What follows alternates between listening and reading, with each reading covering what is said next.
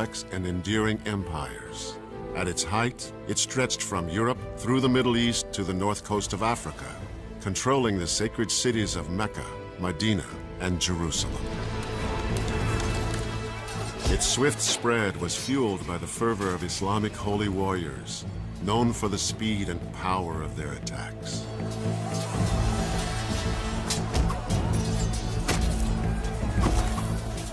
Yet it is an empire also remembered for its cultivation of art and architecture, and the development of a legal code.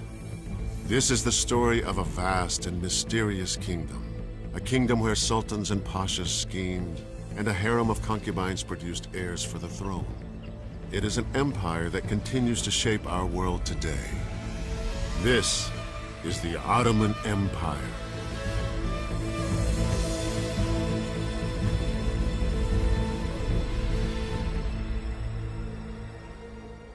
It was the dawn of the 14th century. On the Anatolian plateau in what is now modern-day Turkey, nomadic tribes of Muslim Turks enjoyed a pastoral existence, breeding livestock, cultivating crops, and following the seasons with their families and their herds. But now their native lands were under siege. Barbaric hordes of Mongol horsemen were advancing from the east. Known for their swift and ruthless raids, these Mongol warriors had created a 13th century empire that stretched from Europe's eastern edge to the Pacific. Threatening on the west were Christian armies from the once great but now weakened Byzantine Empire.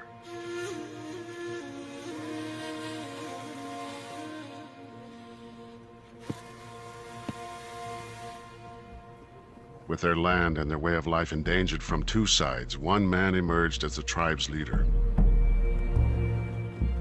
His name was Osman. He was tall, with a dark complexion and hazel eyes. He was known as a brilliant rider and swordsman. Osmanlı Devleti'ni kuran Osman Gazi'nin etrafında Osman was the founder of the Ottoman Empire. He surrounded himself with strong and brave soldiers, reckless men who were superior riders and could fire their arrows on the move.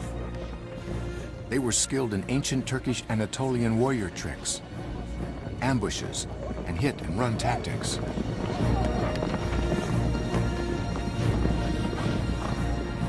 The key military attribute in the early years was speed. They moved very fast. They were excellent horsemen, and they used a very powerful short bow, which gave them major military tactical advantage over their enemies.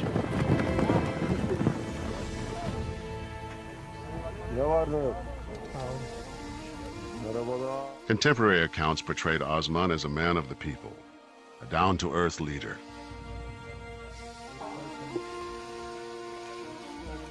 He dressed simply, ate with his men, and shoed his own horses. He ruled from the saddle. Osman must have been a charismatic individual who combined that with a steady stream of military successes. And as the word spread that those who fought with Osman won, more and more people were attracted to his banner.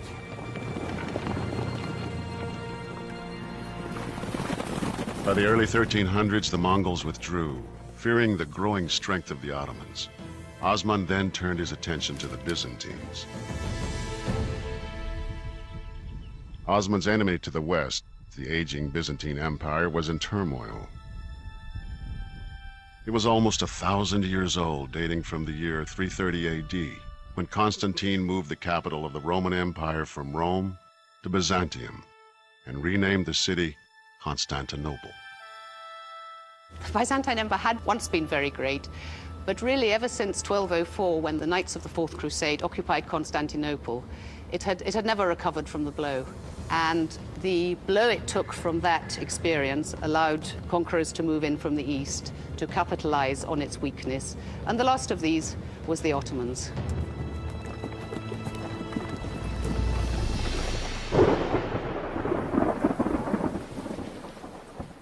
In the spring of 1302, fate smiled on Osman and his followers. Unusually heavy spring rains in the Saqqara Valley, in what is now northwest Turkey, flooded the valley floor and changed the course of the river.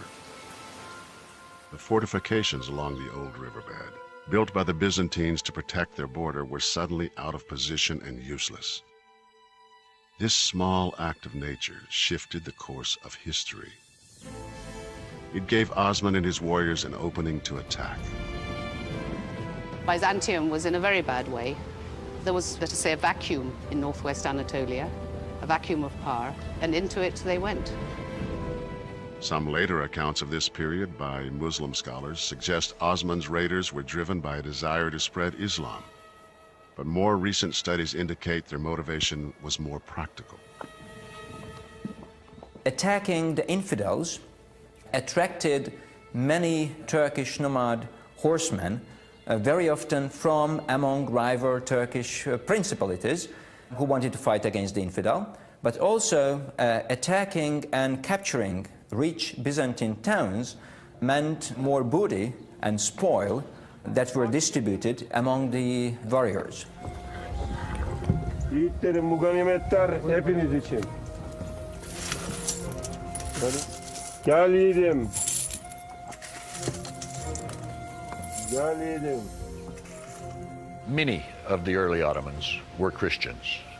They joined Osman in a common endeavor, and that was an endeavor, I think, in the very earliest stages, to enrich themselves largely by the booty and slaves one got from warfare. Osman generously shared the spoils of war, and his numbers continued to grow. The Ottomans were pushing a frontier in the 14th century, and people were very caught up in the like the American West, in the opportunities and the romance of the frontier. In July of 1302, the Byzantines responded to Osman's raids and counterattacked with a mercenary army.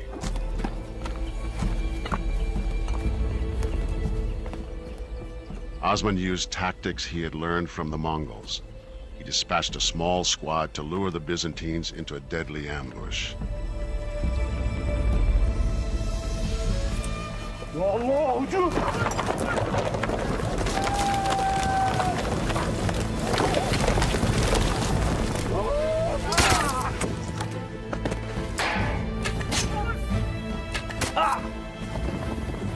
It was this victory that cemented the loyalty of Osman's troops. If you were a leader, the absolutely most basic thing you had to do was to get a group of fighting men who would be loyal to you, and their loyalty to you would transcend their loyalty to their tribe. Osman's principality, a small strip of land about the size of Manhattan, was born. By 1307, his fighting force, which began with less than 400 soldiers, numbered over 4,000. His followers became known as Osmanlis.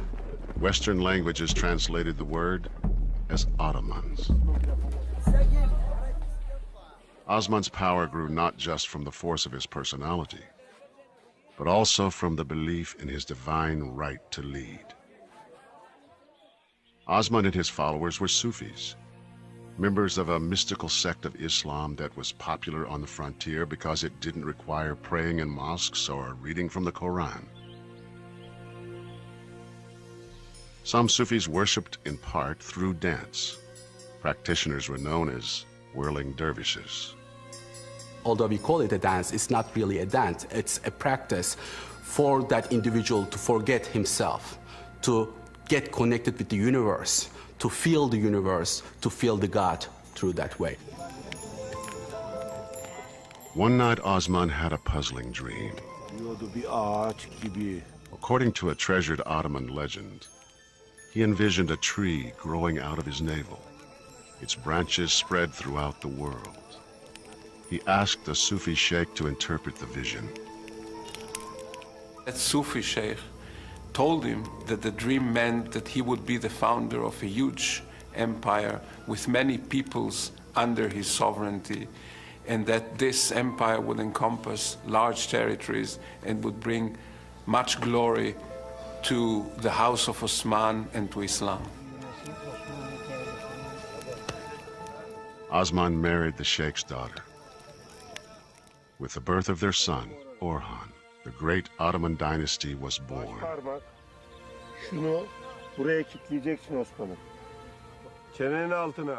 Together, father and son built an army that would dominate its enemies. During the next 20 years, they plundered the surrounding countryside, expanding their territory at the expense of their rivals. Their attack was swift, but their treatment of the vanquished was fair. Unlike other conquering powers of the times, the Ottomans granted religious freedom to Christians in conquered territories. This policy would lay the foundation for the future success of the empire.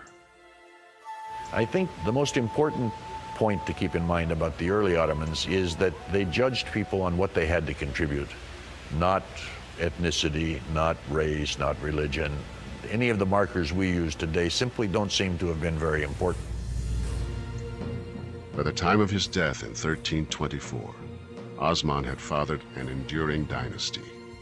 His son Orhan would build on that legacy, creating a powerful Muslim army that would soon be knocking on Europe's door. In 1324, Orhan replaced his father Osman as the leader of the Ottomans. While the father had rallied a tribe of nomads to fight for survival, the son wanted more. Orhan wasn't satisfied with capturing tribes and controlling small villages. He had bigger and more well-defended targets in mind, and new tactics were required. The first real city they take is the city of Bursa, and we know that they took it by building two castles, one on either side of the city, outside the walls of Bursa, and basically blockaded it, starved it into submission over an 11 or 12-year period. When the city finally surrenders and Orhan, the conqueror, goes into the city, he sees dead bodies and he asks the commander of Bursa, "What are all these dead bodies?" And he said, "Most of them died of starvation," which is why we ended up surrendering the city. Orhan made Bursa his new capital and declared himself king or sultan. The next challenge was governing this new territory. We can assume that Ottomans learned a lot from those people who were living in these urban centers. They acquired knowledge about architecture, they acquired knowledge about decorative styles, they acquired knowledge about how to live in an urban environment. Orhan established a monetary system and issued coins.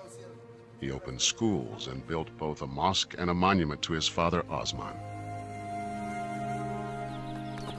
It didn't take too long before the once nomadic Ottomans took to city life, moving from tents into stone and wood houses and developing carpentry and farming skills. Now a regional power with control of trade routes, the Ottomans were a force to be reckoned with. The Ottomans managed to take some of the fortified towns of Byzantium that gave them more prestige and attracted more warriors to their camps. At the same time, in the neighboring Byzantine Empire, a continuing conflict between Emperor John Cantacuzene and a rival faction had erupted into civil war. The Byzantines had once ruled the civilized world, from the Danube to Damascus. But now Byzantine Emperor Cantacuzene was struggling to retain power. He asked his neighbor and former enemy Orhan for help. Orhan agreed, seizing the opportunity to profit from Cantacuzene's weakness. And he was given the emperor's daughter in marriage as a thank you. The bargain helped them both. With Orhan's support, Cantacuzene defeated his enemies and remained in power. But Orhan got the better deal. In the early 1350s, under the guise of helping Cantacuzene, Orhan ordered 6,000 of his troops across the Dardanelles. With no opposition, his troops laid waste to the region, claimed the territory as Ottoman lands, and gained a valuable foothold in Europe. This marked the beginning of the Ottoman Empire's westward expansion into the Balkans and beyond. Over the next 16 years, Orhan continued to expand his territory and consolidate his power. In just 60 years, the Ottomans had risen from a tribe of nomads to become rulers of more than 500,000 people. In 1362, after a 38-year reign, Orhan, the first Sultan of the Ottoman people, died. His son, Murad I, continued the aggressive expansion of the empire, following the same policy of tolerance as his predecessors: conquer and tax, rather than conquer and convert. The Ottomans acted in a tolerant way, but not out of any philosophical commitment to something that we would call tolerance today, but for reasons of state. It was easier to subdue territories rather than to try and convert everybody. The Ottomans' policy of religious tolerance made administering conquered territories much easier. It reduced resistance and diminished the chance of revolt. In many areas, Christian subjects welcomed the Ottomans more as liberators than as oppressors, paying less tax to the Ottomans than they had to previous rulers.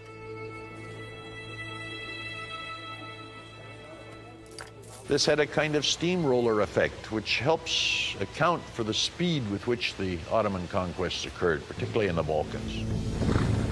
They simply rolled through whole areas because, yes, they fought. Whenever somebody stood out against them, they fought, and they won.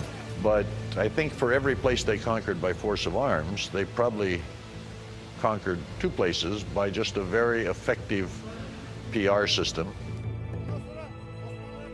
But for Murad, new Christian subjects offered a greater opportunity. He devised a plan to create a fierce and loyal cadre of troops. Ottoman officials descended on towns in Christian territories, ordering young boys of the village to come forth for inspection. The villagers would display their youth, and the Janissary officer would go from one to the other. Height, weight, proportions. The officer would select the ones he thought would be best and took them with him. Those selected became conscripts in Europe's first standing army, an army that would transform the continent's military landscape. They were known as new troops, or Janissaries. At first, panic spread throughout Balkan Christian communities when the Janissary recruiting officers arrived. It was a process which entailed these children being dragged, literally dragged and forced out of their families. Families begged local priests to delete their sons' names from parish registers. Some parents arranged marriages for sons as young as 12 to take advantage of the marriage exemption. But over time, attitudes changed. Families realized how prestigious the path was. They knew what a promising career this could entail, and indeed not few of the more successful recruitees into this system later became very important high-ranking officials in the Ottoman state who did not forget where they came from. New recruits were brought to the Ottoman capital and converted to Islam. Allah, Allah, eyvallah. Allah, Allah, eyvallah. They underwent intense physical training and were drilled in the arts of war. The training of the Janissaries was very thorough and, to a certain extent, ruthless. There was a physical training, weightlifting and wrestling. They practiced the various formations. There was archery practice regularly twice a week. When their military training was complete, they were tattooed with a number and a symbol and sent out to work. First, they were sent to Turkish families. It was a very heavy physical work, farming the land. When they returned, their physical shape was much better. They were much stronger, and they knew the language. The strongest and brightest were sent to special schools to finish their education. Janissaries who entered what are called the palace schools got a very broad education. They were trained in Arabic, Persian, Turkish. They were certainly trained in the Islamic sciences. Everyone was taught a skill.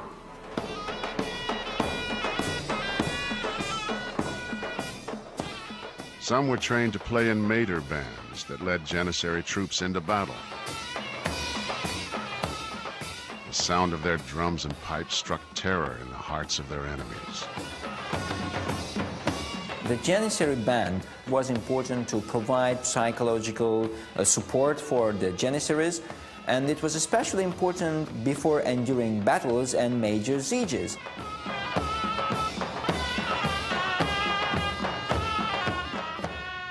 Janissaries who demonstrated extraordinary bravery were rewarded in later life with transfers from military service to civil service.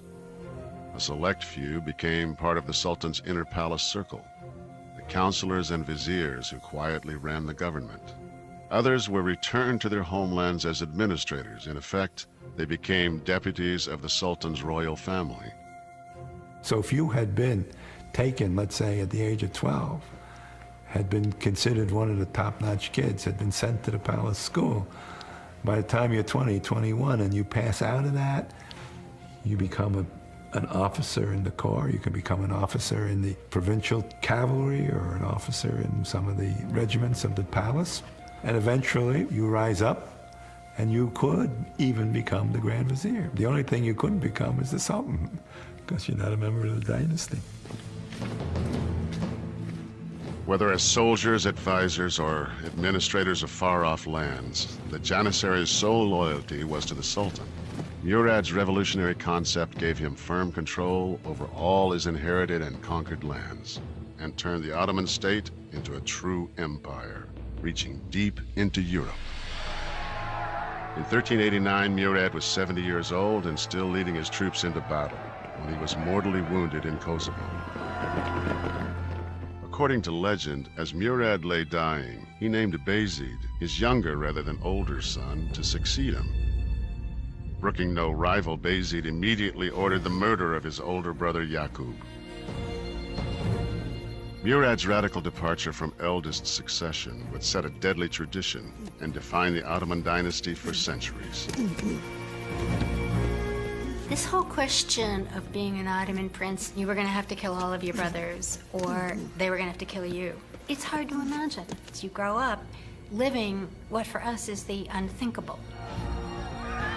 Over the next decade, the Ottoman Empire descended into chaos and civil war until a new sultan emerged as one of history's great conquerors.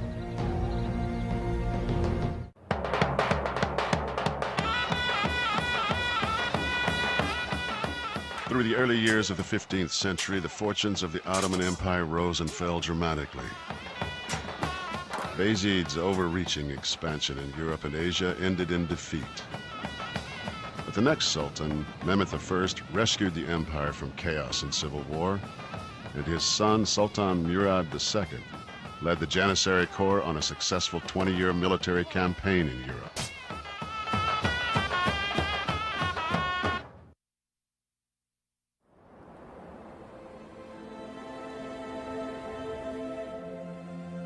By the year 1444, after 23 years in power, Sultan Murad II was exhausted.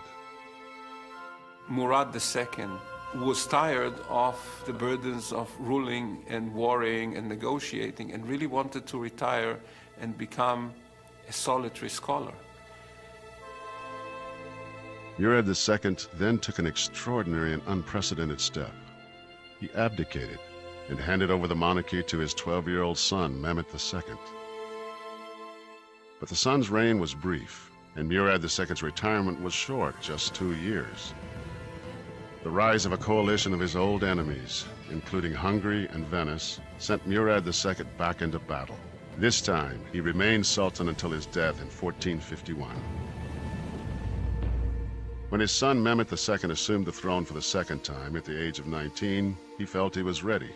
But the Janissaries, still loyal to his father, were skeptical and rebellious. The troops, the Janissaries and others, are used to looking to the father for leadership and guidance.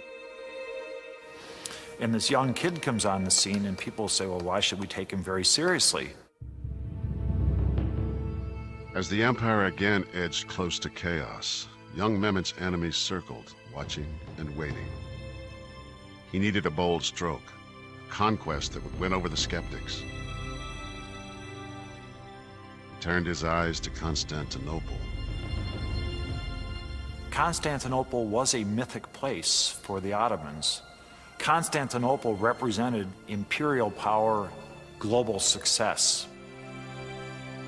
Sultan Mehmet, gerekse onun hocası Akşemseddin, Molla Gürani ve onun A primary motivation to capture Constantinople for Mehmet II were the words of the Prophet Muhammad himself, who said, conquering Constantinople would take a glorious army led by a superb commander. Müjdesini verdiği güzel asker, güzel komutan olmak hedefi idi. Mehmet had the confidence of a brash 19-year-old. He banished the Janissaries who challenged his rule and demanded a pledge of loyalty from those who remained. The conquest of Constantinople was actually a message to rivals in the Ottoman power structure that he was challenging their authority. Mehmet immersed himself in military manuals, studying the tactics and weapons of the world's most successful armies. Mehmet 19 yaşında ikinci defa tahta geçtiğinde Mehmet was willing to do whatever it took to achieve his goal. He was studying day and night, and he was even dreaming about it. Once he ordered his vizier to the palace in the middle of the night, and he told him, Pasha, Pasha, I can't sleep because my mind is filled with thoughts about conquering Constantinople. How are we going to do this? alaraktan Paşa Paşa İstanbul'un fethini düşünmekten uyuyamıyorum. In the spring of 1452, Mehmet ordered the construction of a new fortress just 6 miles from the outer walls of Constantinople. Wanting it completed quickly, the Sultan, with all the energy and impatience of youth, worked side by side with the stonemasons. Rumeli Fortress was completed in just 4.5 months. He built, almost overnight, this enormous castle on the European side of the Bosphorus at one of the narrowest spots on the Bosphorus as a companion to a castle that already had been built by an earlier Ottoman sultan on the Asian side. Together, these two fortresses would make it nearly impossible for supplies or reinforcements to reach Constantinople. Any ships that came from the Black Sea that tried to break through to help Constantinople from that side, he would shell with artillery. Simply being there cut off the ability to in any way provision the city. And that is reminiscent of what we'd seen even a century or so earlier when the Ottomans traditionally built fortresses outside of cities that they wanted to conquer and starve them into submission. But Mehmet was not content to just wait. He marched 6,000 fresh troops into his new fortress. His intentions were clear. Byzantine Emperor Constantine XI was terrified. He immediately began to fortify the city.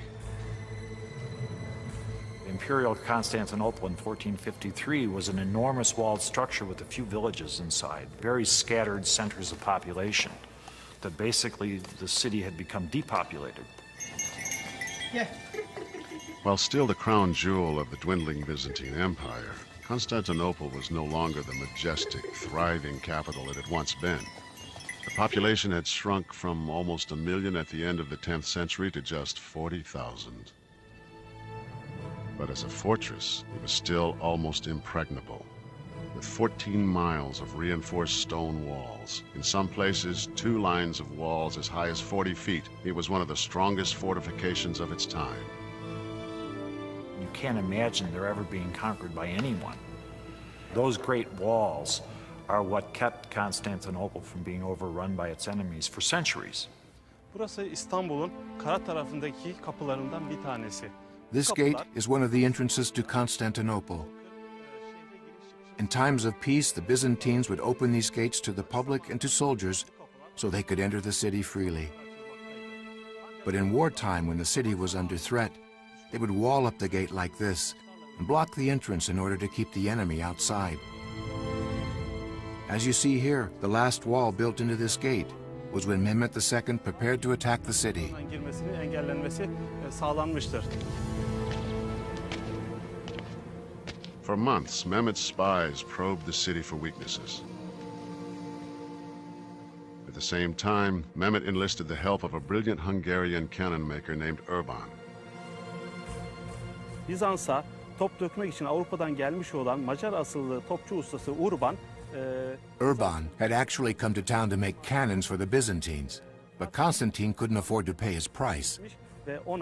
So he told Mehmet he could make him the best cannons in the world, and Mehmet agreed to pay him 4 times his asking price. Kendisine beklediğin 4 katı bir maaş vererekten kendisi için toplar dökmesini istemiştir.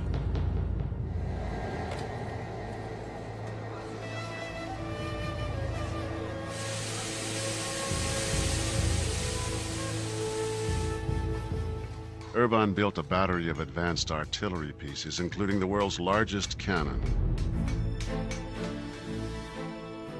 With a barrel measuring 26 feet long, the giant weapon could fire a 1,000-pound cannonball over a mile. The explosion could be heard 10 miles away. On the eve of the battle, Constantine sent a message to Mehmet. As it is clear you desire war more than peace, so let it be according to your desire. I will defend my people to the last drop of blood. The Supreme God calls us both before his judgment seat. Mehmet responded, "The holy war is our basic duty as it was in the case of our fathers. Constantinople, situated in the middle of our domains, protects our enemies and incites them against us. Conquest of this city is therefore essential to the future and safety of the Ottoman state." On April 6th, 1453, the siege of Constantinople began. April 1453. Just 2 years after becoming Sultan and just 9 months after completing the Rumeli fortress, Mehmet II was ready to attack Constantinople. Outside the fortress city, 100,000 soldiers, including a corps of elite janissaries, massed beneath the towering city walls. The troops donned chainmail armor and readied their weapons. Inside, Christian defenders braced for an attack. Bizans'ın savunması için The Byzantine army had about 9,000 soldiers. Of course, this number was nothing compared to Mehmet II's army of 100,000 soldiers. bu büyük surlar, 2 katlı ve büyük bir hendeği olan bu surlar But the Byzantines had tremendous confidence. They believed their giant moat and 2 lines of walls were invincible in defense of Constantinople. tutmasında Fatih'in 2 avantajı vardı. Mehmet's troops moved their siege towers and catapults into position and anxiously waited for the order to attack.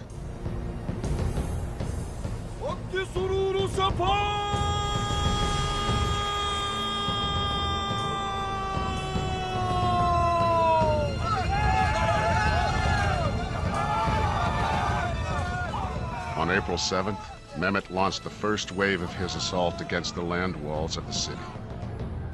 But the defenders held firm.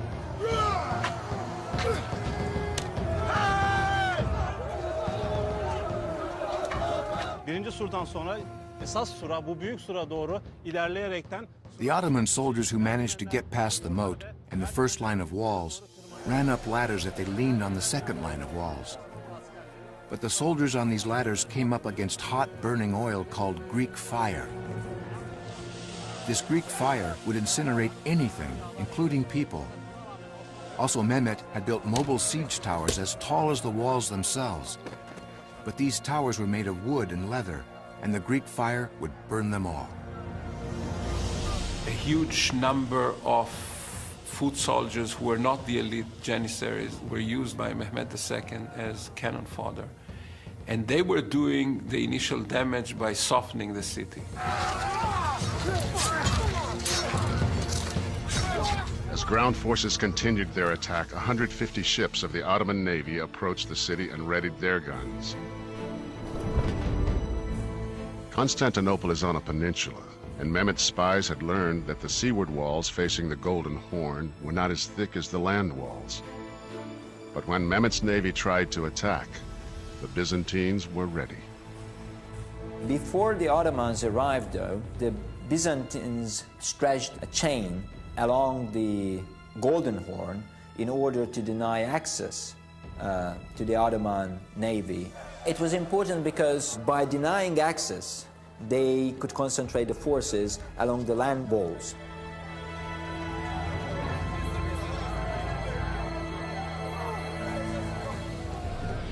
Then Mehmet devised a remarkable plan. If he couldn't break through the blockade, he'd go around it. He would take 80 ships overland over a ridge 200 feet high and down again to the water on the other side. It is quite extraordinary when you think about ships weighing many tons, several tons at least, being dragged on rollers up a very steep hillside for several miles and then being pulled down those rollers several more miles. You have this vision of hundreds of oxen and thousands of log rollers, probably greased with some substance or another, and men screaming and pulling in this very dramatic scene. And it probably terrified the wits out of the Byzantines. Bu gemiler Haliç'e iner inmez Haliç surlarını As soon as these ships made it into the Golden Horn, they started to fire on the walls. Constantine redeployed troops from the land walls, but this created a serious weakness in their defense. savunmada yer alan askerlerin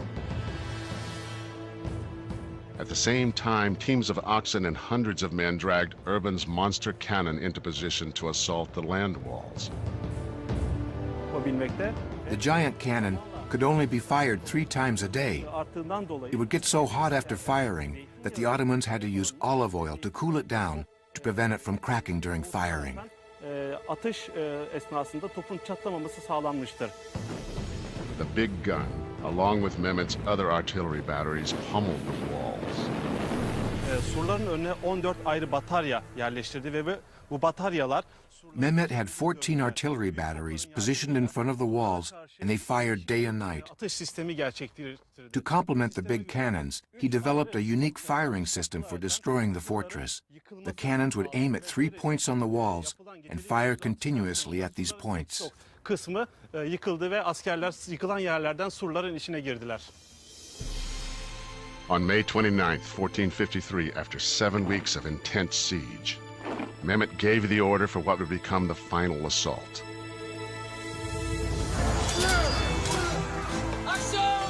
First, a wave of irregulars weakened the Christian front line.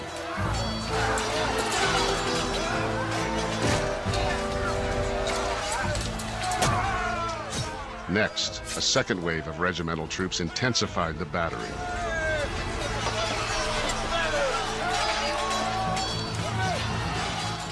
Finally, a force of 5,000 Janissaries held back until the decisive moment moved in. There were 2 reasons for that. One is that Mehmet didn't want to waste his best troops when it wasn't clear what the outcome would be.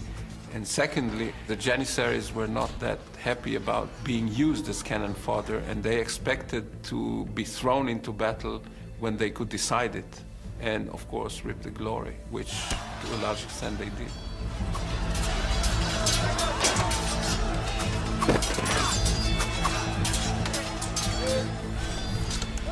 The wall was breached. As the Janissaries rampaged through the streets of Constantinople, the surviving Byzantine troops panicked and fled.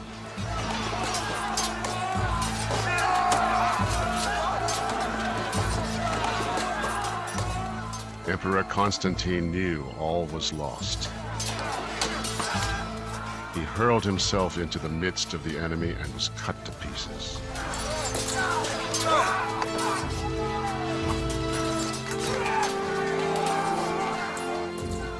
For 1,000 years, the city had been a symbol of Christian dominance. Now, the city of Constantinople was in Ottoman and Muslim hands.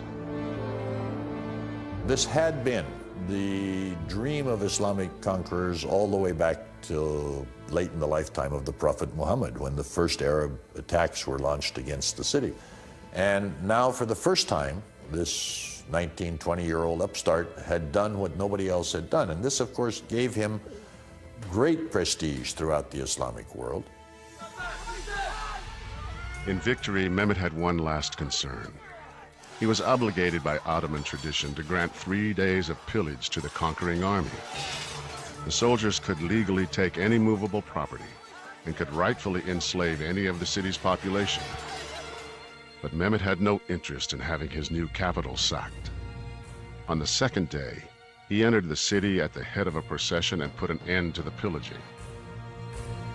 Sultan Mehmet rode triumphantly to the magnificent church of St. Sophia and ordered it turned into a mosque.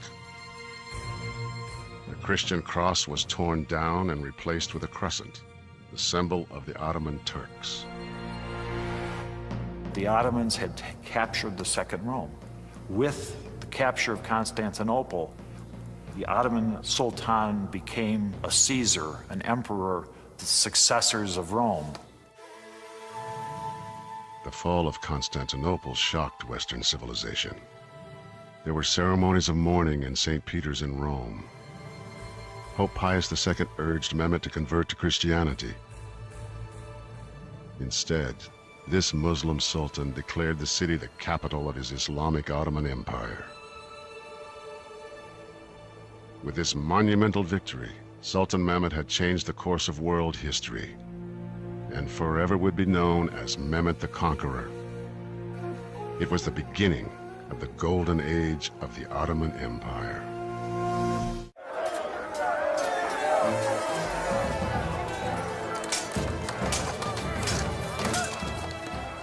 The conquest of Constantinople was a towering achievement for both the Ottoman Empire and its young Muslim sultan, Mehmet the Conqueror. Once he conquered the city on the 29th of May, 1453, something that had been the dream of Islamic rulers for 700 years, he got unbelievable prestige. Mehmet's new capital took on a new name, Istanbul. He quickly set out to rebuild. He refortified the battered city walls, rebuilt the city skyline, and commissioned his own great mosque. What he wanted to do was to make Ottoman Constantinople, Istanbul, into the rich and powerful city that it had once been, to protect the past, incorporate it into the present, and use it as a foundation for his own authority and power. With a location that bridged continents and cultures, the city had prospered for centuries through trade. The new sultan ordered construction of the legendary Grand Bazaar, still the largest covered street bazaar in the world, where textiles, crafts, jewelry, and spices were traded in an intricate maze of covered streets. The Ottomans stood across the major trade routes that connected Asia, China with Europe. And Europe dearly loved Asian goods, including the spices of the East Indies. But the only way they could get those was if the goods passed through the Ottoman world. Mehmet gathered whatever and whomever he needed. To revitalize the city's merchant class, he recruited tradesmen and craftsmen from across the empire. Everyone would take part in the city's rebirth. He invites people to come and says, if you'll come and settle in my city, I'll give you free houses, I'll give you tax breaks, I'll make it economically very attractive. There are islands in the Aegean that are emptied, that he simply packs them all up and says, well, you're going to move to my new capital now. Christians were invited back with the promise of protection. Jews in neighboring Salonika were encouraged to come to Istanbul. His idea was not simply to physically rebuild a city, it was to ensure that the city had a population with the urban skills, and that meant economic and business and trade skills, that would make it the capital that he wanted to have. New craftsmen brought new skills. Silk from the early Ottoman capital Bursa, along with wool, goat hair, and cotton, were woven together into intricate carpets that became the Ottomans' most famous export. In 1465, the 33-year-old Sultan Mehmet II began work on the crown jewel of his new city, the extraordinary Topkapi Palace. Topkapi Palace should be thought of as a gigantic household consisting of concentric circles of power, the outermost circle being the least powerful. And as you get closer to the center of the palace, you get closer to the person of the Sultan, and therefore closest to the locus of power. It was intended to be both a symbol of power, but also the actual place of power.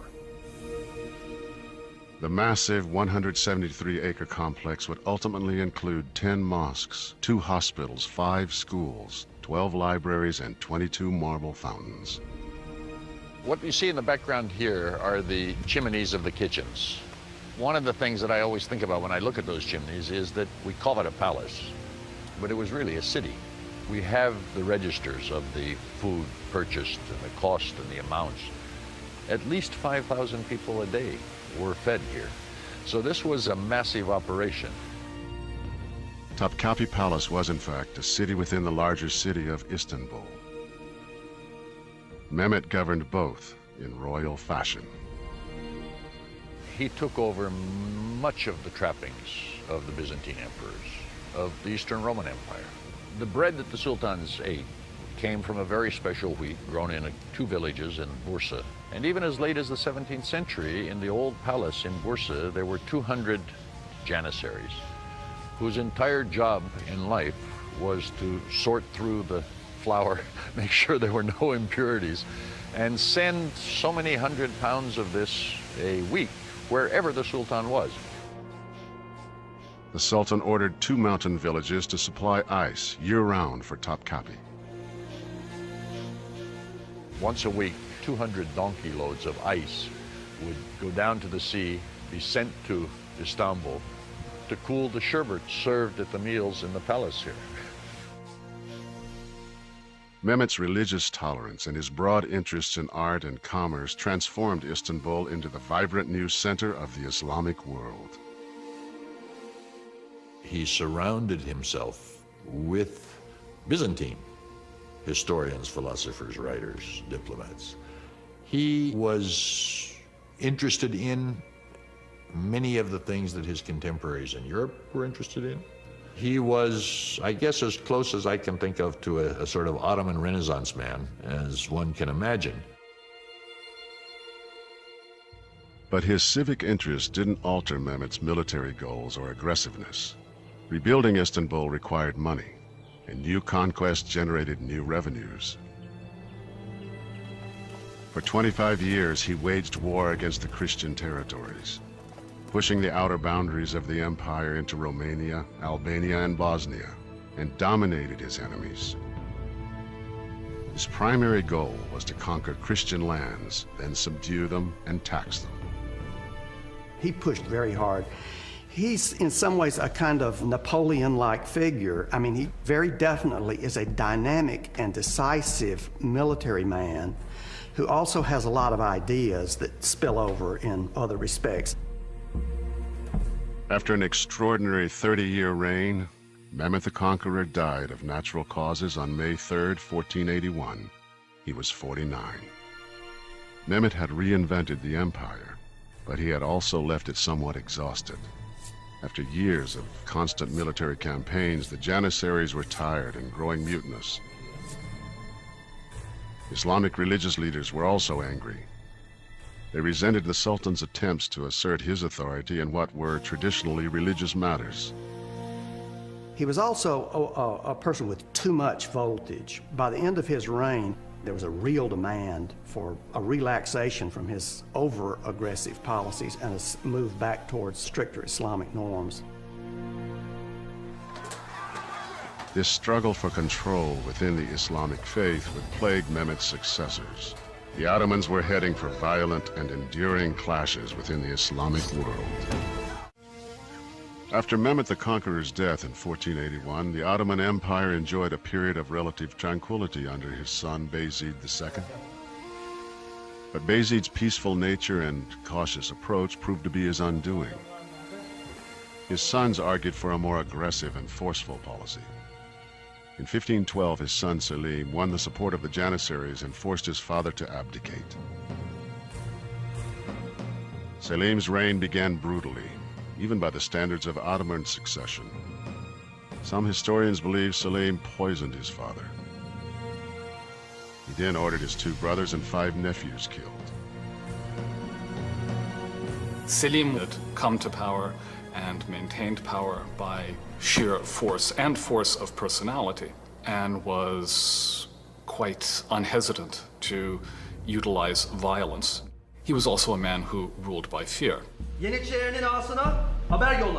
All Ottoman rulers had nicknames, and they sometimes are quite telling. Selim is Yavuz, which means grim or mean. He probably got that nickname because he is the Ottoman ruler who turns against the older Islamic states. Islamic law prohibits Muslims fighting Muslims, but Sultan Selim claimed other Middle Eastern rulers were heretics and went on the attack. By 1517, Selim's army had swept through Iran, Syria, Lebanon, and Egypt, capturing the holy cities of Jerusalem, Mecca, and Medina. These conquests earned him the title of Caliph, meaning head of Islam. Up until that time, the people they ruled were overwhelmingly Christian. It's now that, for the first time, a majority of their population were Muslim. And of course, the conquest or the incorporation of the holy cities of Mecca, Medina, and Jerusalem for the Ottomans was a prestige factor. This allowed them to see themselves and be viewed by others as the leading Islamic dynasty. But Selim didn't live to enjoy his prestigious position. In 1520, just 8 years after becoming Sultan, he died suddenly of an infection. Had he lived, later Ottoman lore held that he would clearly have become Sahib Quran, that is, a world conqueror who had never been defeated in battle. He was likened to Alexander. In his short, violent reign, Selim had doubled the size of the Ottoman Empire and assumed leadership of the entire Muslim world. At the time of Selim's death, his only son, Suleiman, was the governor of Manisa province. With no brothers to battle, it was a rare instance of peaceful succession. Suleiman would go on to become the empire's greatest sultan, earning the name Suleiman the Magnificent. 16th century Europe was dominated by young and dynamic leaders. England's Henry VIII, Francis I of France, the Habsburgs' Charles V, and Russia's Ivan the Terrible. Suleiman saw himself as a major player in this world and set out to prove it. Taking the throne at age 26, he immediately launched his first military campaign. Suleiman took it upon himself immediately to establish his own reputation as a Ghazi, as a warrior for the faith. Suleiman was able to establish himself as a commander with whom to be reckoned. Suleiman's army, led by the Janissaries, pushed deep into the heart of Europe. The city of Belgrade fell in August of 1521. The next year, Suleiman's navy captured the island of Rhodes. Suleiman kept on the attack. In 1526, his army first entered and sacked Hungarian capital of Buda. 3 years later, his troops pushed all the way to the gates of Vienna.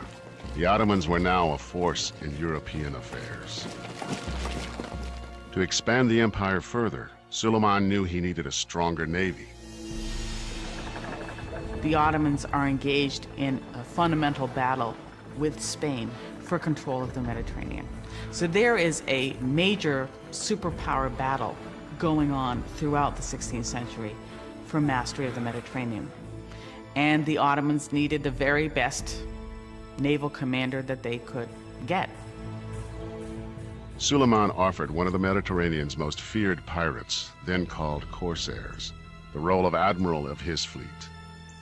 His name was Hayreddin Barbarossa. This is very, very typical of the Ottoman ability to take people on the ground who had some native talent and then turn them to their own uses. And throughout Ottoman history, if you were enough of an outlaw, if you made enough trouble for the Ottomans, eventually they'd decide to appoint you to a government post, because better to have you on their side than to be making trouble for you. Barbarossa, with the backing of Suleiman, built a fleet of 200 ships. Within several years, this new navy helped create one of the largest empires in history, stretching across 3 continents from Russia through Eastern Europe, the Middle East, and into North Africa. Along with his military prowess, Suleiman was also a shrewd politician. When the Reformation split the Christian church in Europe into Catholic and Protestant, Suleiman took the side of the Protestants. The Ottomans favored Protestantism to the extent that they did, precisely because their traditional enemies were Catholic countries. So it was based on politics rather than some sort of assessment of dogma. Suleiman's backing and financial support proved crucial. Some historians even claimed that the Protestant movement might have failed without Suleiman's support. Suleiman, of course, was very much concerned about his public image, and he wanted to be known as one of the, perhaps the greatest leaders of his own age. One way to do this was to conquer, capture all these territories, defeat your enemies. Another way of doing this is to make Istanbul, the capital of this mighty Turkish Ottoman Empire, beautiful. In Istanbul, Suleiman launched a cultural and architectural revival to match that of the European Renaissance. Topkapi Palace was refashioned into the grand style of a European king. The court adopted the ceremonial style of European royalty. He called on a janissary named Mimar Sinan to create mosques and public buildings throughout the empire. Sinan was trained as a military engineer, building arsenals, bridges, and aqueducts, and he proved to be an architectural genius. Over a 40-year period, he designed and built 79 mosques, 34 palaces, 19 tombs, and more than 60 other significant monuments and buildings. In a sense, Mimar Sinan played an important role in the public relations policy of Sultan Süleyman. He created all these structures to demonstrate the glory of Ottoman Empire and Sultan Süleyman's reign. To the Europeans, he became known as Suleiman the Magnificent, but to his own people, he was called Kanuni, the lawgiver. Suleiman developed a legal system based on precedent and case law that was consistent with the sacred law of Islam. He also insisted that all new laws be compatible with Western Christian tradition. Suleiman is known as the lawgiver because he presided over an unprecedented codification of law. But among all of Suleiman's adopted Western ways, nothing proved more significant than the simple act of falling in love and getting married. Suleiman's marriage not only reshaped his reign, it would alter the course of Ottoman history for the next century. Sultan Suleiman's decision to marry for love was unprecedented and shocking. For over a century, the Ottoman monarchy had relied on slave concubines, not wives, for the production of heirs. This traditional Islamic approach had practical advantages. It produced a steady supply of princes, and unlike European monarchies that were easily derailed by one barren generation, the Ottoman dynasty survived, uninterrupted, for centuries. The system of the imperial harem, with its own rules, worked. And the rules did not include marriage. For a dynasty, it actually has an advantage because one of the features of Islamic law about slavery is it says that a slave has no lineage. It's almost as if the Ottoman dynasty achieved a form of asexual production. Nowadays, in the Western world, we kind of think the harem as a pleasure den of the ruler. It was, in fact, an institution in which reproduction of the Ottoman dynasty was planned and enforced. The harem women were Christian slaves, either taken as prisoners of war or brought to the palace by government officials seeking favors. The Ottoman sultans and their concubines followed this very particular policy by which each concubine could only have one son. And the minute she's produced a son, she no longer sleeps with the sultan. No two princes should be disadvantaged by having to share a mother. In other words, every prince deserves his own mother. The word harem means forbidden, and the Sultan's harem was housed in a beautiful but very restricted complex within Topkapi Palace. Chosen for their beauty, the women of the harem were converted to Islam and schooled in the Quran. Their role was to tend to the Sultan and provide sex. They would be very attractive. Many of them were taught singing, perhaps playing a musical instrument. Accommodations within the harem were lush, especially the rooms where the Sultan was entertained. Loud fountains in the windows prevented eavesdropping on private moments. At its height, over 1,000 women lived in the harem, but few actually slept with the Sultan. If a girl were successful, she might rise to a very powerful position. She might be the concubine of the Sultan and the mother of the next Sultan. It was like every little girl dressing up to be a princess, except she would have to be a slave princess.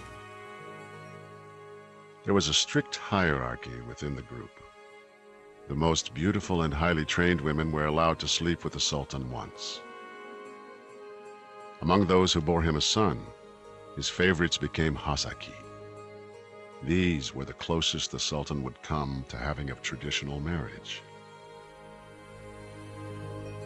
As the size and influence of the Ottoman Empire grew, stories of concubines and the Sultan's private harem spread. European writers spun lurid tales of beautiful and naked women, fueling the myth of orgies and debauchery. Well, this fantasy of the Sultan surrounded by naked women, I think probably for the most part that didn't happen, but there certainly were 1 or 2 or 3 sultans for whom that was a reality. But overall, the harem operated according to strict moral codes of Islam. First of all, you have to just get out of your mind that this is something immoral or reprobate.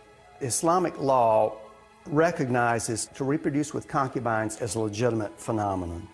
A man can take a female slave as a sex partner if she is willing. And then if he has children by her, those children are legitimate if he acknowledges them. The Sultan had his own private path into the harem, known as the Golden Road.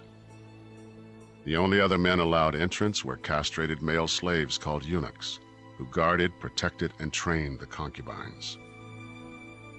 The chief eunuchs sometimes became high-ranking officers of the empire, serving just under the Grand Vizier or the Sultan's chief minister.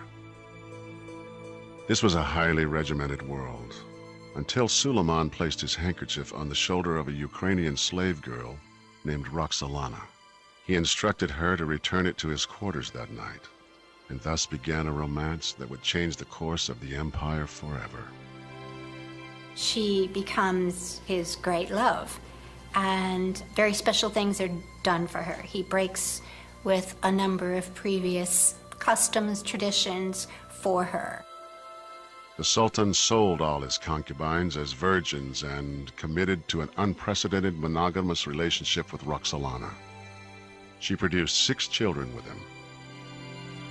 People didn't quite understand why this Sultan is having so many children with her, why he's honoring her, and they start to call her Cadı, which is Turkish for witch.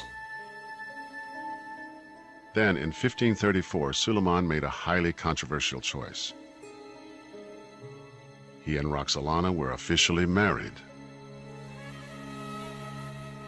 Roxolana was not apparently so extraordinary a beauty as to inspire the sort of passion and devotion that the Sultan was said to have lavished upon her, and therefore it was speculated that she may have had some training in the arts of enchantment that enabled her to capture the Sultan's heart in so vigorous a fashion. Whatever her wiles, Roxolana became a powerful force in the empire. Roxolana was smart, and she was very, very knowledgeable about political intrigue. We know for a fact that she got involved into palace politics, and some scholars even believe that she played a role in the killing of Süleyman's own son, Mustafa, and to make place for her own sons. Süleyman accepts rumors that Mustafa is plotting to overthrow him, and he has Mustafa executed. This is a devastating thing to have to do. Roxolana gets blamed for this. She's one of the people who's saying to Süleyman, you know, Mustafa's trying to get rid of you. After Mustafa's execution, Roxolana's own son, Bayezid, died under mysterious circumstances, leaving Roxolana's favorite son, Selim, as the only surviving heir. I mean, we are talking about Ottoman palace politics. You have to be smart, you have to be calculating, you have to be vicious in order to survive. Roxolana can be seen as a manipulative lady, but you have to be a manipulative lady in order to survive in that environment. Suleiman's loyalty to his wife never wavered. When Roxolana died, she was buried in a tomb designed for a queen.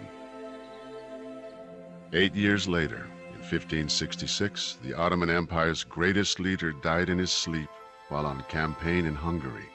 He was 72.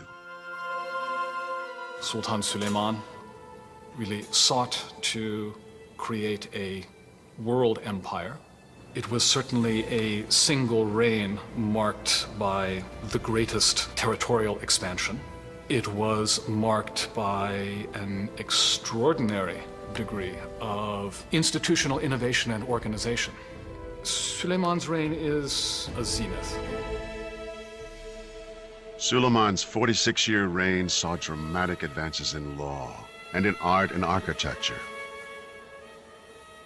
He left behind an empire far more European than the one he inherited. But the infighting and intrigue that had plagued European monarchies would soon visit the palace of Suleiman's successors.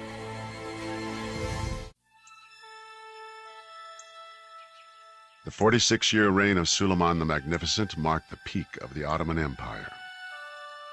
For 2.5 centuries, through the reign of 10 sultans, the empire's growth had been fueled by the spoils of war. Now there was nothing left to conquer. It simply wasn't possible to keep on conquering. There had to be a change. They were up against borders in Europe, and they were up against borders with Iran. They were going to waste their budget on unnecessary wars. Constant campaigning had honed the Ottoman war machine into an invincible force. Now idle, it declined rapidly, failing to modernize either its tactics or technology. By the end of the 16th century, the Ottomans actually are surpassed by their foreign enemies, and they lose that military edge. Sultans no longer led their armies in battle. The Sultan is no longer the warrior king on horseback leading his troops on the frontiers, as they were in the reign of Suleiman. The Sultan basically stays in Istanbul and is the figurehead in a system that really is being run and controlled by others. And that system, the military and civil institutions that were so effective in building the empire, proved incapable of maintaining it. By the late 16th century, the Ottoman Empire, unable to meet the challenge of change, entered a centuries-long period of slow decline. One by one, its institutions failed. Among the first, the Ottoman tradition of dynastic succession. Fratricide may have been brutal, but it had served the Ottomans well, providing an unbroken string of 10 powerful sultans. One of the things that contested succession did, crude and barbaric as it seems to us, is it tended to eliminate weak candidates to rulership. Name me any European monarchy that had an unbroken succession of 10 able kings. In 1595, the most violent dynastic killings in the history of the empire put an end to fratricide. Mehmet III came to power after murdering 19 young princes. The wails and cries of the people of the city were doubled and tripled on this funeral. They simply could not bear to see this procession of coffins coming out of the palace. Some of them are this big. So it must have been terrible. And I think that was one of the pressures that persuaded the dynasty to stop doing fratricide. The sultans who followed Suleiman were, with rare exception, weak and inexperienced. Many were minors under the influence of the Valid Sultan or Queen Mother, and the palace fell victim to intrigue and infighting. The empire that had thrived for centuries with strong sultans and dominant armies now had neither. By the late 18th century, the Ottoman army, the war machine that had outmanned, outgunned, and outmaneuvered all its enemies, was in ruins. It was defeated by Russia's Catherine the Great in the Crimea in 1774, and was unable to stop Napoleon's invasion of Egypt in 1798. The mighty Janissaries, once the tip of the sword of the Ottoman army and the training ground for the viziers and advisors who managed the empire, had degenerated into a corrupt and lawless band of rebels. They were no longer effective on the battlefield, and they were out of control. Yeniçeriliğe uygun olmayan kişilerin askere alınması. Janissaries were revolting against sultans, demanding more and more money each day, refusing to fight on campaigns, disobeying orders, and ignoring regulations. Time to time, some sultans tried to straighten out the organization, but they all failed. In 1826, Sultan Mahmud II, one of the few competent sultans to rule after Suleiman, decided to act. He trained 10,000 new troops loyal to him and attacked the Janissaries. The plan was very carefully laid. One night, they fired on the barracks where the Janissaries were, and the loss of life must have been huge. There were Janissaries out in the provinces too, and they were hunted down and eliminated. The Janissary era was over. In a bloody show of force, Sultan Mahmud wiped out what was left of one of history's most celebrated fighting forces. The sophisticated civilian institutions that the Ottomans had developed over centuries, tax collection systems, administrators, a complex and fair legal system, were also failing. The empire's growth had been fueled by conquest and the taxes that new territories generated. Without growth and new revenues, corruption set in. Provincial officials began selling judgeships. Merit promotion gave way to bribery and nepotism. The infrastructure collapsed. The Ottomans also failed to develop a modern economy to replace their shrinking tax base. And they faced new competition. Over time, European powers developed new sea trade routes that cut the Ottomans out of the lucrative Asian silk and spice trades. The once glorious Ottoman Empire was becoming known as the sick man of Europe. Mahmud II's successor, Sultan Abdul Mejid, looked to the West for help in bolstering the fortunes and the image of the empire. He was influenced by the British aristocratic class and mimicked European styles in his dress and in his surroundings. He looks very elegant. He has a half cape and some gold buttons. He doesn't wear a kaftan, as previous sultans had of the classical age. In 1843, anxious for a symbol of success, he abandoned Topkapi Palace. As the economy and governmental systems were failing, the Sultan commissioned a new and more European-style residence. The magnificent Dolmabahce Palace took 13 years to complete. The 11-acre building featured 285 rooms, 46 ballrooms, 6 Turkish baths, and 68 toilets. Bu bölüm sarayın kristal merdivenler adı verilen bölümüdür. This part of the palace is called the Crystal Staircase. It was designed to impress visitors when they first entered Dolmabahce.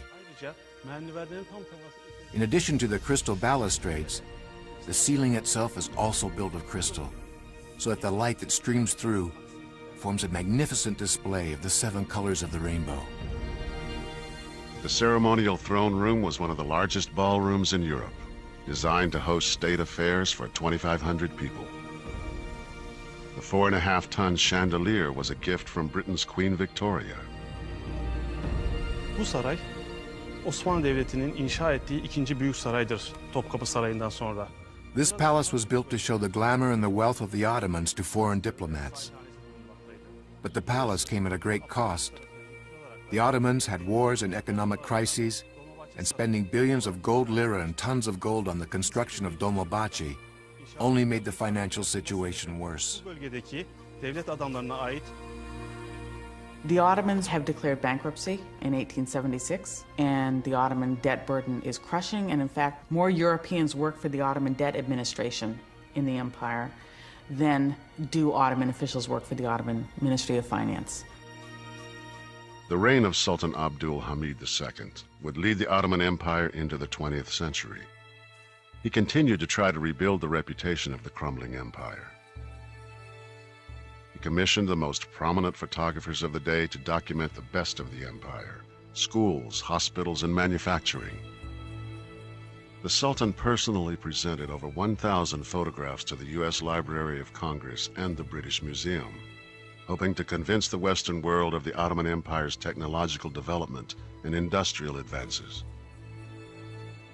These pictures do not, however, tell the true story. As World War I approached, the Ottomans faced bankruptcy and economic disaster.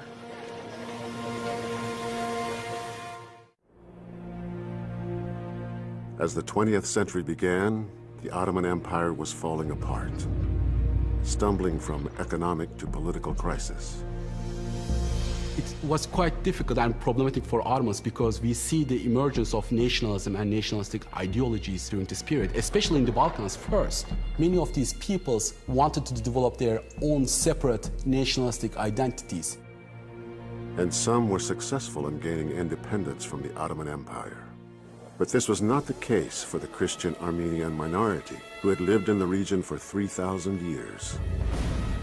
By early in the First World War, 1915, at a time when the Ottoman Empire was shrinking and besieged from all sides, the ultra-nationalist group in power, known as the Young Turks, was trying to restore the glory of their declining empire by uniting all Turkish-speaking peoples in the empire and beyond. The Armenians came under siege when, in the spring of 1915, the Young Turks ordered a forced deportation of 1.75 million ethnic Armenians out of Anatolia to Syria and Mesopotamia. The story of why and what happened is, nearly a century later, controversial, emotional, and hotly debated. To the Turks, the deportations were ordered because some Armenians were allying themselves with Russia, Turkey's enemy to the east.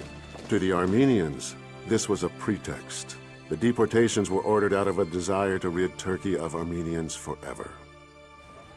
During the evacuation, a forced march of hundreds of miles, hundreds of thousands of men, women, and children died of starvation and massacre. Newspaper reports of the time tell of horrific scenes of rape and murder.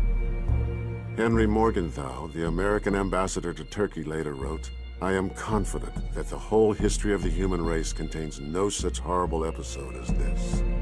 Estimates of total Armenian deaths in the period of the evacuations range from 300,000 to 1.5 million. The Turks acknowledged that hundreds of thousands of Armenians died, but they and some historians maintain that these deaths were the result of war-caused starvation, civil unrest, and ethnic conflict. To Armenians and many historians, the actions were a clear act of genocide committed by the Ottomans, and today have been recognized as such by many countries.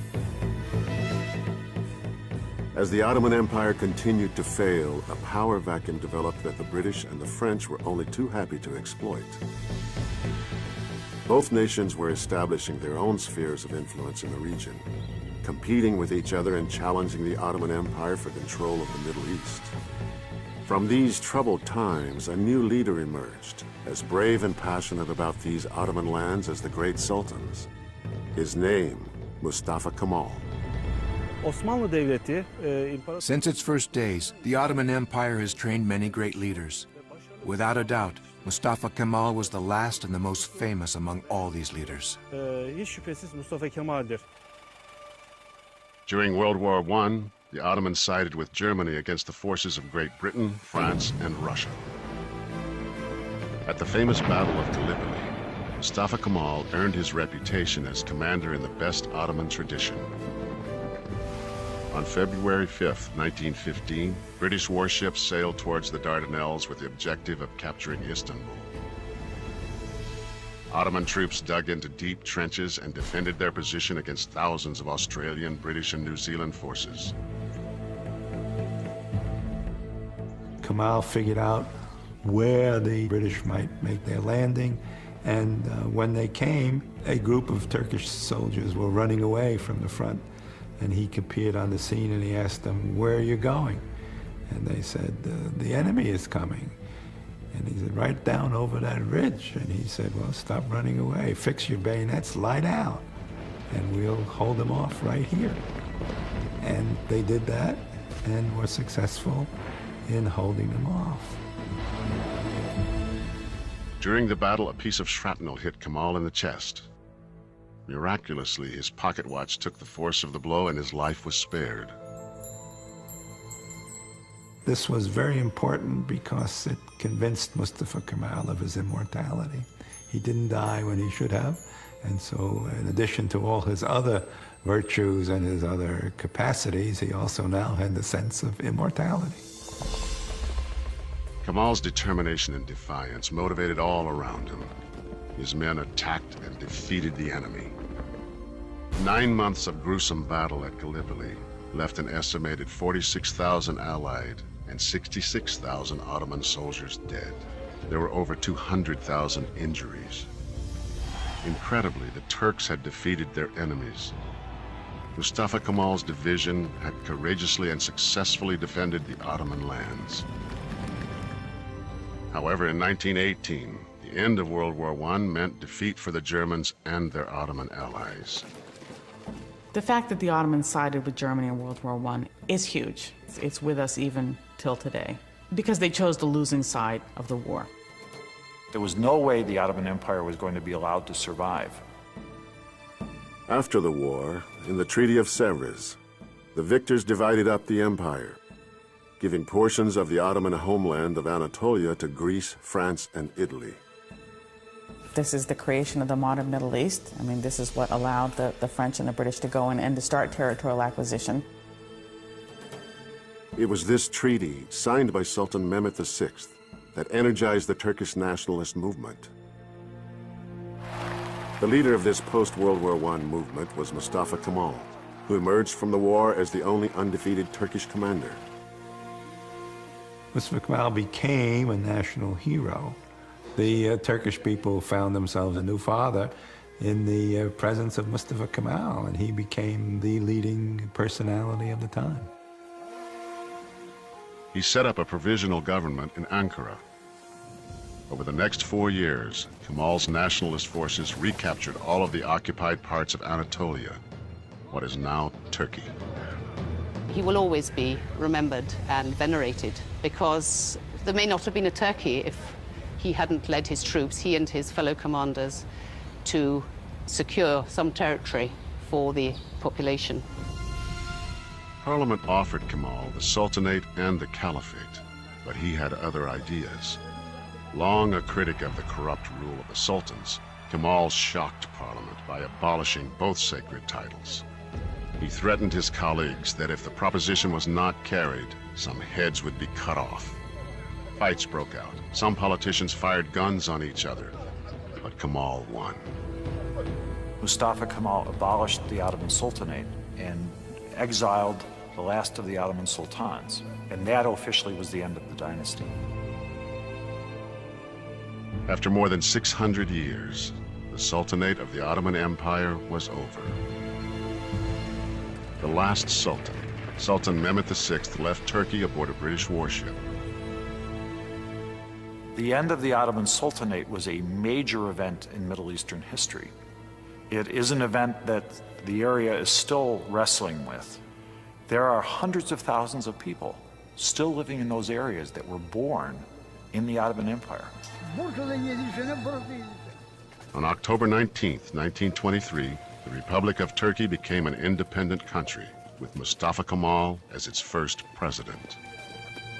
The task ahead was daunting. Turkey was on its knees, facing illiteracy, frightening poverty, inadequate health services, and a severe lack of skilled labor. Kemal separated church from state. Religious garb was banned. Ottoman clothing, and in particular the fez, was forbidden throughout Turkey. Changing headgear, which may seem very unimportant, looking back on it now, but we have to remember it was a marker of status, a marker of your place in society, and by changing from the fez to the hat, he stated that Turks were now modern. He granted equal rights to women, including the right to vote, years ahead of many Western democracies. As part of his effort to westernize the country, Kemal introduced a new alphabet. Complex Ottoman Arabic was replaced by the Latin alphabet of Western languages. It's as if, for example, someone from the government coming to one of our universities in the United States and telling them from now on, Chinese will be your alphabet. You will use Chinese to write your own name. The same kind of thing happened in Turkey. Suddenly, literacy level in Turkey was 0 in one night because of that. But Kemal's bold decision paid off. In just 1 year, 1928, literacy increased over 500%. Kemal instructed all Turks to adopt traditional Western-style last names. His was chosen for him. The Grand National Assembly gives him the name Ataturk, meaning Father Turk. Mustafa Kemal had a very strong personality. More importantly, perhaps, Mustafa Kemal knew what he wanted. Mustafa Kemal is responsible for making Turkey what it is today. Mustafa Kemal Ataturk is, I believe, one of the major figures of the 20th century. And on a global scale, I think could be ranked in the top dozen or 20 figures. On November 10th, 1938, Mustafa Kemal died at the age of 57 at the Dolmabahce Palace. The clock in his bedroom remains frozen at 9:05 a.m., the time of his death.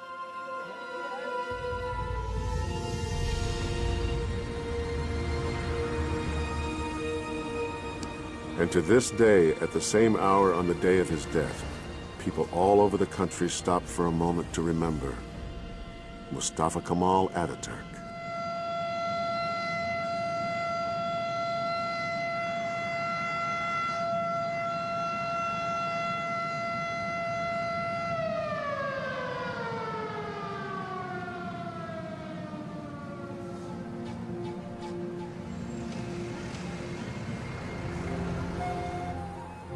Modern Turkey, sitting at the crossroads of Europe and Asia, continues to embrace both East and West, the old and the new.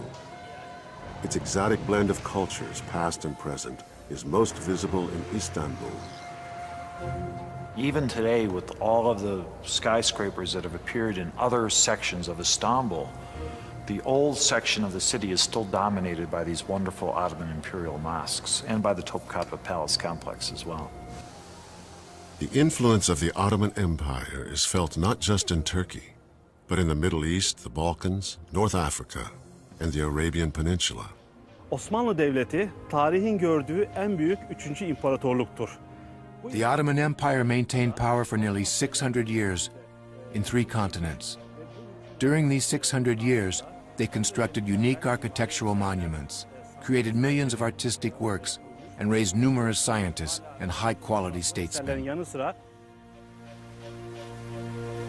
In the end, the Ottoman Empire remains an empire of contradictions. It was assembled by the might of its war machine, yet remembered for its development of fair and just laws. It conquered people of many faiths, Yet until its waning years, it was open to the cultures and religions of the vanquished. But most of all, the Ottoman Empire was enduring.